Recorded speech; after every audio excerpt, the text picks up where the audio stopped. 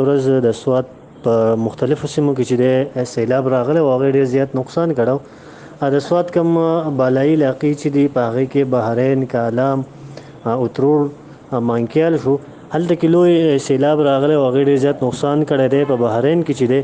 هوټلې چې دي هغه سیلاب د ځان سره وړي دي دغه شان جوماتونه شهید شوي دي په سلونو او کورونه چې دي هغه متاثره شوي دي دغه شان په کالام کې هم هوټلو ته زیان رسېدلی دی جوماتونو ته سکولونو ته کورونو ته زیان رسېدلی دی او په لوی تعداد کې چې دی خلک چې دی بې کوره شوی دی دلته کې دا خبره هم ضروري ده چې په دغه سیمو کې ډېر زیات سیلګري هغه سیلګري چې دي هغه محفوظ مقامات ته منتقل کړی شوي دي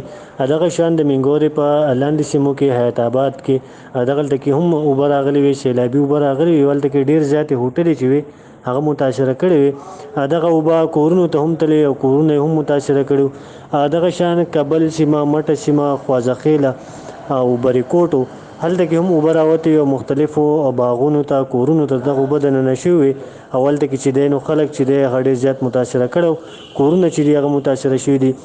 تقریبا د 2 درجن نه زیات پولونه چې دي هغه سیند وړي دي دغه شانتې سړکونه چې دي هغه متاثره دي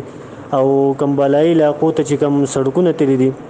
هغه هم د سیند د اوبو سره د سیلاب د اوبو سره هغه